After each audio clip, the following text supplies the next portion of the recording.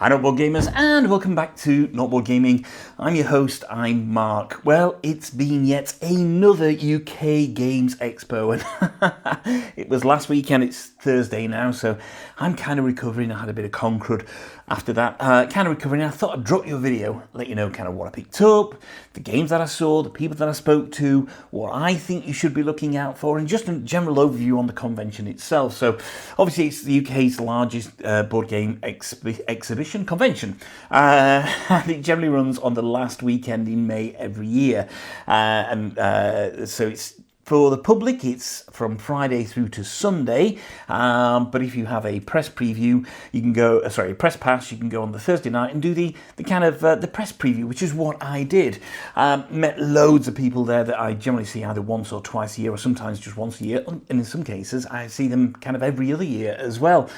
It was huge. I think it's the largest attendance they've had. I think there were 42,000 visitors this year, which I think is the largest it's ever been, and the layout of the halls had changed as well. So Hall 1, which is kind of where you used to walk in, is now where you went for your registration, where the bring and buy was, and you went up to halls 2, 3, and 3A, and then there was some stuff happening in 4 as well. So it changed, and that threw me at first, because I used to like standing on those steps at the top of Hall 2 and looking down over Hall 1 and just seeing everything happened, and it took me a while to get used to the new layout. There were loads and loads of exhibitors, loads and loads of companies there. Obviously, there were companies missing as well at the same time.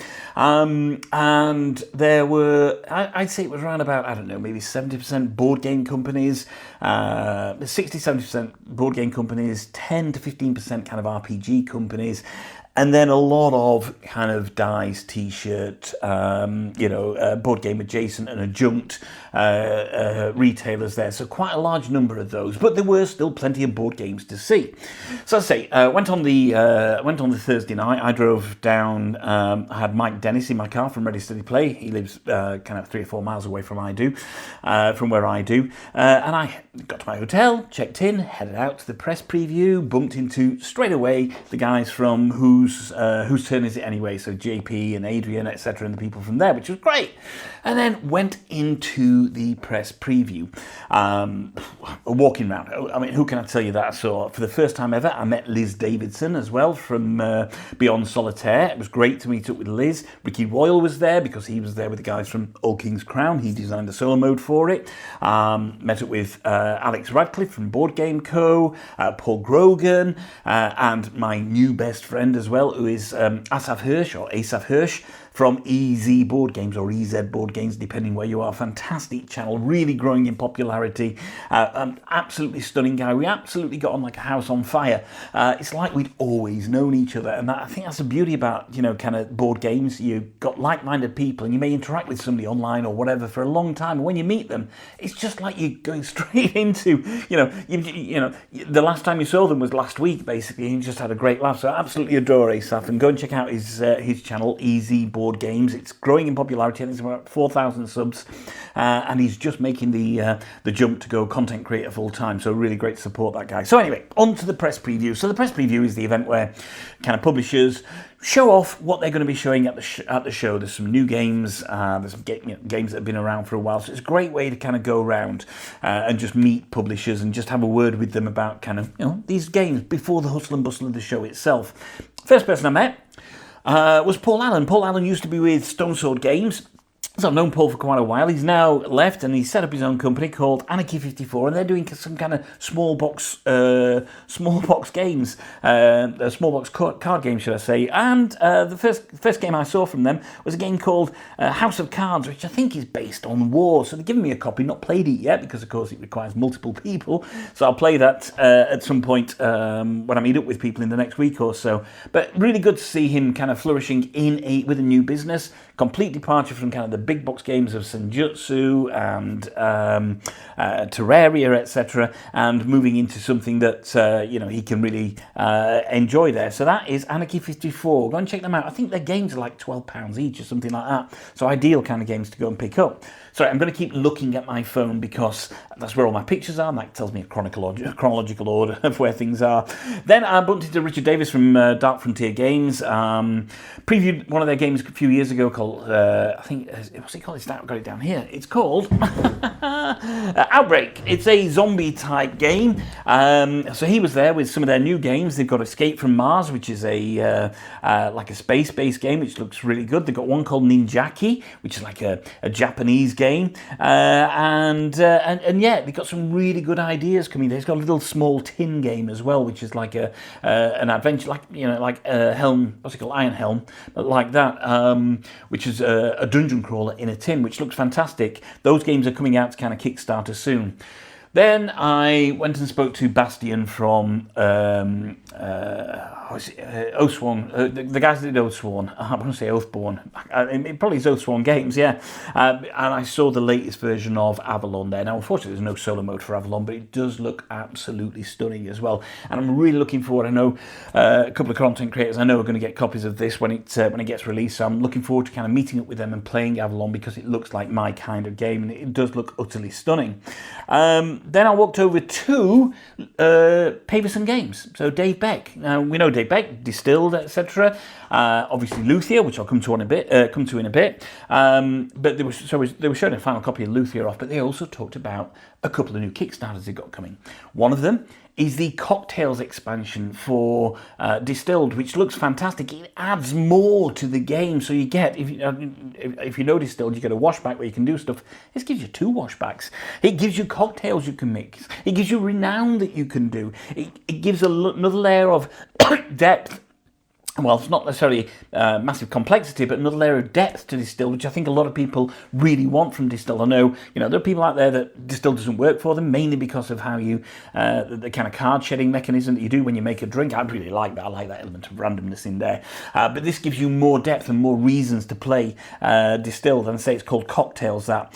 It also had the Class of 89. It's still very much in prototype stage, and this is about kind of filling your yearbook up in 1989. Everybody's left school in 1989, high school in 1989. Obviously, it's American-based, and they're all kind of filling their yearbook in. So there's kind of set collection, I think tile collection, tile placement, etc. going on in there. Now, I left what would have been the equivalent of American high school in 1987. So this game really, really kind of speaks to me. I probably had the mullet and the Miami Vice. I did have a Miami Vice blazer and espadrilles and all that kind of stuff. Anyway, that's going back way too many years for that. So Class of 89 looks really, really good.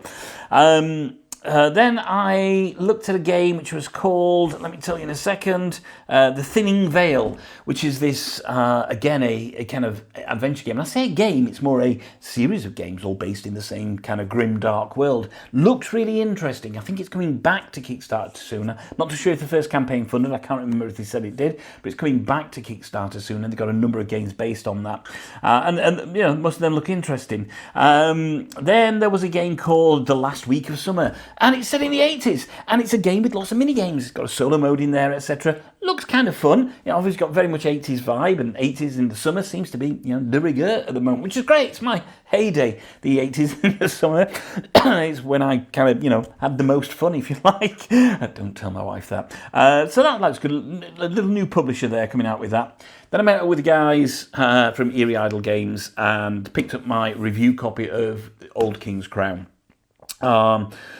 I previewed this kind of a couple of years ago. I've been in constant contact with them since then. It's looking absolutely stunning now. So it's got a solo mode designed by Ricky Royal, 1 to 4 player. Not the whole game since I last played it, which is about a year ago, but it's been revamped and they've had additions to it, and the board has been redesigned. It looks stunning, and the artwork by Pablo, who's one of the designers, is absolutely fantastic. I will have a review on the final solo mode of Old King's Crown coming in the next few weeks. I really am looking forward very much to jumping into the Old King's Crown and just understanding, I really enjoyed what I played the last, over the development period. So I really want to see this final version. It's going to go out to backers very, very soon. I think, they're looking in the next month or so that it's going to go out to backers. They had a number of copies withheld for certain content creators, and I picked my copy up while I was there. I can't wait to jump into the Old King's Crown. Okay, so I think that was the kind of press preview there. So it's always good, the press preview. You're always speaking to lots of people, saw lots of other things as well, but these were some of the standout ones that I saw at the press preview. Always nice to go, nice and relaxed, kind of way to ease into the main day. Then we got to Friday. So because I've done the press preview, I made it a point that I don't need to be there at 10 o'clock on Friday morning. I really don't need to be there and just, I'm bustling with the crowd to get in. Or 9 o'clock, I think it opens. So I generally rock up around about 10:15. I set my first meetings for maybe 11 o'clock, something like that, and I can have a more relaxed entry into there. And I find that so much. There's generally nothing I'm rushing to get. However, had I known about the scarcity of this, I would have rushed to get this. But I wasn't aware of it. I was fortunate to be able to buy a copy. I think it was the last copy at a stand a little bit later on. So I went over to Fathom Games and had a look at Luthier in its final form. So this is the deluxe version of Luthier here. Now, Luthier, again, I previewed for its Kickstarter. I think it's a stunning game. The solo is utterly fantastic. I think it's David Digby and Richard Wood kind of designed the solo. You've got the blind bidding mechanism in there. You're trying to craft and create not only the best instruments, but fill the orchestra at the same time and learn songs, etc., and gain the most points and renown throughout the game. I think it's utterly stunning, still in its cellophane, because I'm won't have a great deal of time going on holiday in about a week's time. Won't have a great deal of time to get into Luthier before I go on holiday. So I'm keeping it in its cellophane until I come back from holiday so I can really enjoy that Luthier experience. I know a lot of people have been waiting for this to arrive. I think it's delivering pretty much on time. It's only a year ago. I think I picked up the prototype copy at UK Games Expo this time last year, so therefore it's only a year ago that it actually, it was on crowdfunding, and now it's been delivered to backers. Absolutely fantastic. I think Dave had a big rush to get everything on there to make it to get the containers there, but it got it there in time, and Luthier was on sale at UK Games Expo. And again, if you backed it, I think it's going out pretty soon to backers. Had a bit of a deeper look at Class of '89, which I've also been already been speaking to you about, and a bit of a deeper look at Cocktails as well. Now, I went back on the Sunday because he had a new unnamed game which they're developing at the moment, again very much in prototype. This is set in Japan, and it's kind of worker placement, resource management, etc. Looks really interesting. Still a way off, it doesn't even have a name yet, the game, but as you can see from the picture, and bear in mind, when I first saw Luthier 2 years ago, Luthier looked less than this. Luthier looked like an Excel spreadsheet, didn't it? It looked like somebody had drawn some lines on a map on kind of gridded paper, basically. And now we see the glorious artwork. So knowing Dave and knowing the passion he's got behind his games, I'm really looking forward to seeing what happens with this unnamed other game as well.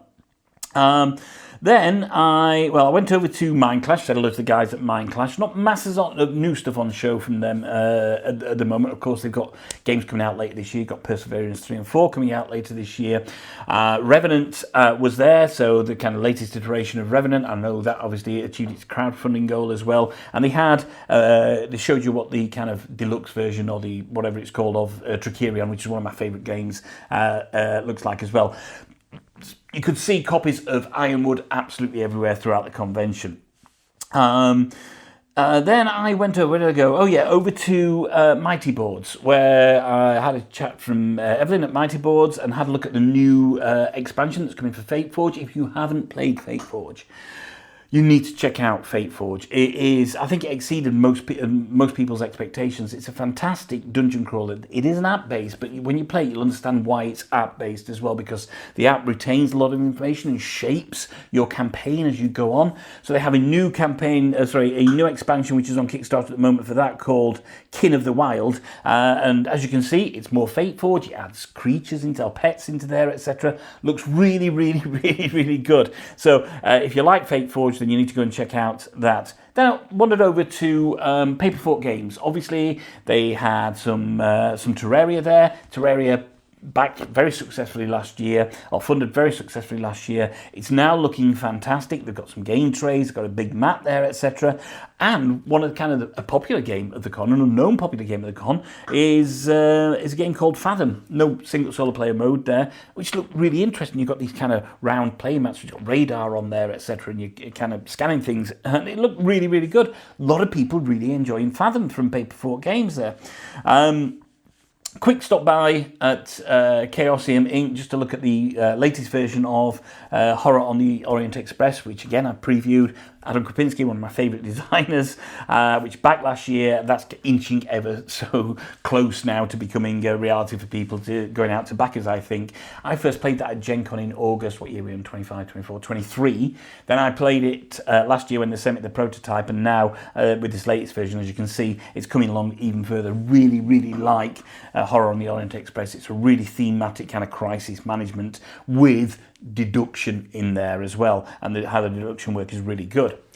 Then I went over to Chip Theory, my friends at Chip Theory. So I sat with Andrew Santoro, and with me were Mark Monk, there was JP from Who's Turn Is It Anyway, and there was Mike Dennis from Ready Steady Play.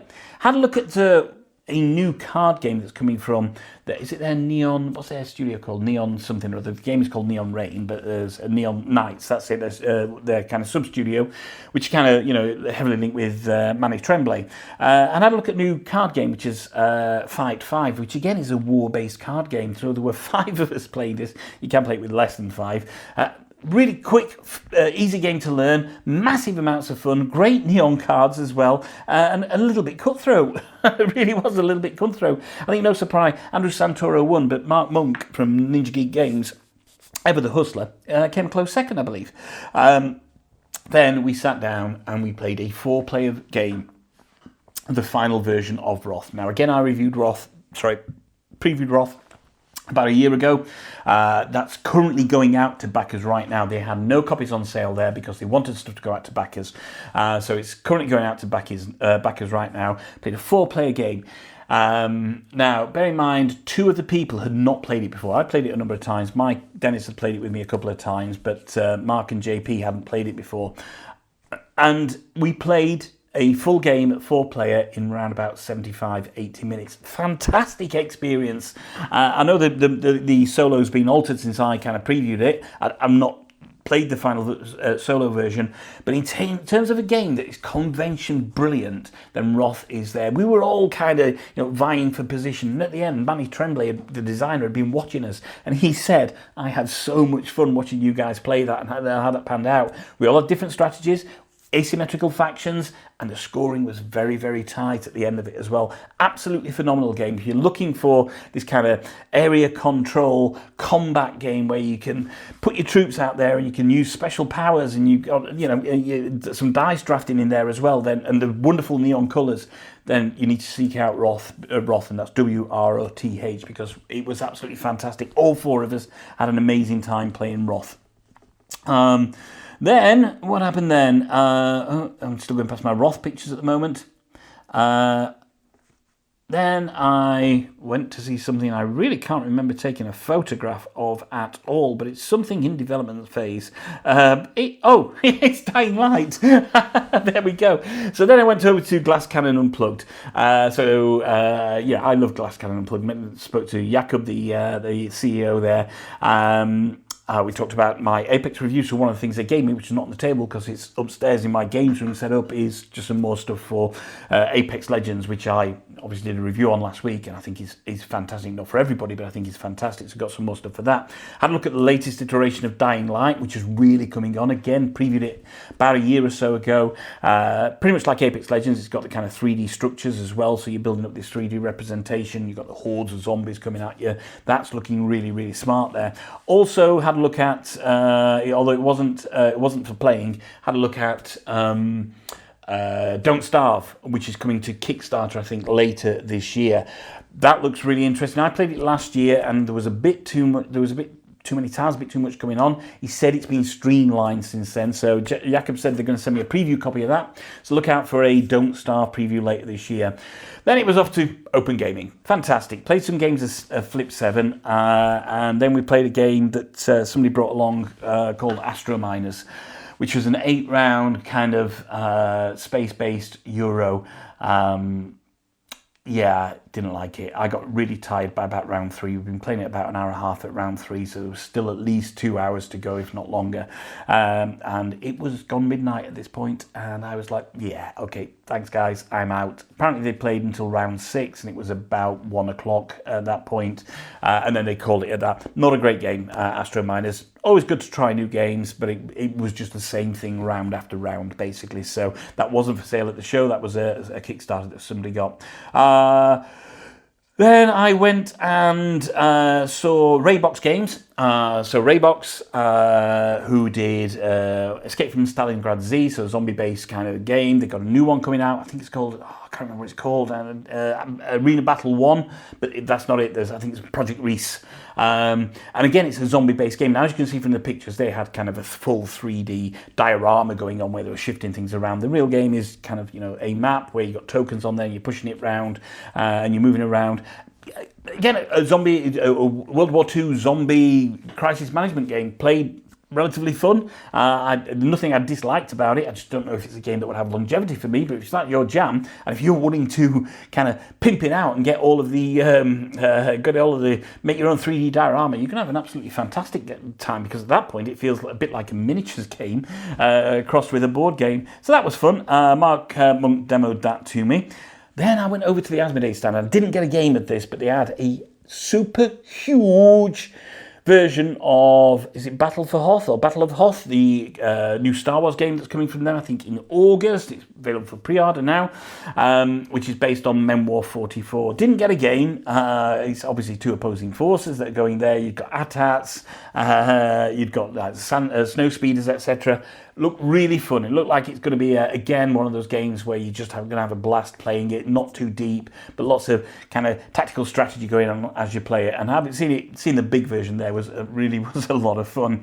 That's Don't Starve, so I've already talked about Don't Starve. Oh, then I went and met with Crystal from Level 99, and we looked at a beautiful Japanese game that's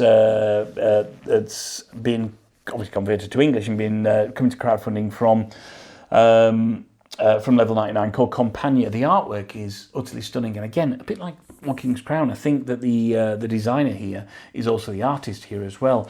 It's got some really nice mechanisms. It's a Euro game, but it's got some really nice mechanisms in what happens there. There's kind of a screen because you're hiding where you're going to put your workers out on the board, and where they go on the board, they can be shifted on there, etc. The artwork was absolutely stunning. It says 1 to 4 players, so we went through told me about the multiplayer game. It looks fantastic, and I'd really be interested in playing this multiplayer. Then show me the talk through the solo, and it's got an AI, but the AI is really just a blocker. So the aim of the solo is to get to 500 gold, 500 points basically, with the AI trying to block you. Not really a massively interactive AI there. So I think from a solo perspective, for me, I'm not too sure if it feels like my kind of game, but from a multiplayer perspective, it's really interesting. Looks absolutely fantastic. Didn't look that difficult, but tons of strategy in there. And I say the artwork was utterly sublime. So I'm really looking forward to seeing kind of what happens with Compania and how people receive that. And I think that the first video has gone out today, the first kind of preview video has gone out today. Yeah, interesting looking game, Compania. And then what happened then? I then went to some more Compania pictures. Then I went over and saw the guys over at Battle Systems. And talked to them about Maladum. If you remember my video from earlier this year about games I missed from last year, I ranked Maladum quite high on that. I know that, again, like Apex Legends, it's got 3D terrain that's cardboard, so you're going to have to spend time setting it up, etc. But it's kind of this branching narrative dungeon crawler where you fail forward, and it's going to shape how your campaign goes. And I love a dungeon crawler, right? And I know, I know they can They can have different levels of complexity, but I really like a dungeon crawler. This has screamed out to me. A lot of people really enjoying this, based on battle systems. So it's what they called Core Space was the other game that they did, which a lot of people really like. So they were. I was honoured that they actually gave me a review copy of Maladum. It's going to be a couple of months before I get round to doing that, holidays and other stuff, etc. But again, utterly looking forward to Maladum. Feels like my kind of game. Going to set it up and probably spend a good weekend playing Maladum. then back to open gaming on Saturday night. So I met it with lovely Ilka from, what's it called? Lupalooza, something like that, a Twitch channel. Anyway, Ilka knows everybody in the industry. You'll see her around, part of the This Game Is Broken podcast, etc. And we met Ilka, my wife and I met Ilka about a year or so ago, and everybody's become firm friends since then. So it's great to meet up with Ilka. Played the new version of Codenames with Eleni from Czech Games Edition. We all had fun with that. There was a big game of Codenames that went on there. And then it was time to crack out the Fate of the Fellowship. So we had 7 people. This plays 1 to 5, I believe. But fortunately, 2 of us had bought copies of Fate of the Fellowship. So we set these 2 copies up side by side. And we thought, right, we'll all learn it together, and we'll have 3 playing one game and 4 playing the other game, and we'll all have an absolute blast doing that. Literally, as we set the game up, a guy called Kevin Ellenberg from Z-Man Games came along. He went, I developed that game.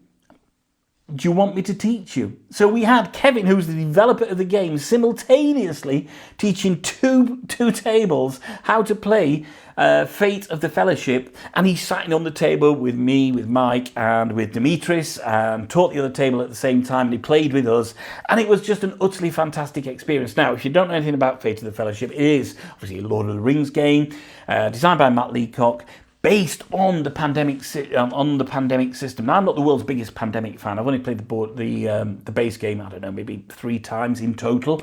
And I think the only other version I've played since that is the Cthulhu one, which my wife enjoys. So when we go away in the motorhome, we'll play that sometimes. So I wanted it because people were talking about it, so I bought it. But I was unsure about whether I'd like it or not. It is so much fun. So we played 4 players, and we eventually won on the introductory quest on a standard length game. We eventually won that, and we had a lot of fun doing it. I've played it solo since, and it's a lot harder solo. The solo changes, not massively. The solo rule changes aren't massive. You can play 4 characters, but it just changes 1 or 2 things that you can do. And solo is utterly fantastic as well. You get you that feeling that you want, like, I'm going to do this, I'm going to do this, I'm going to do... Oh, God, no. What's that? Oh, man. My life's destroyed, basically. And that's what it does.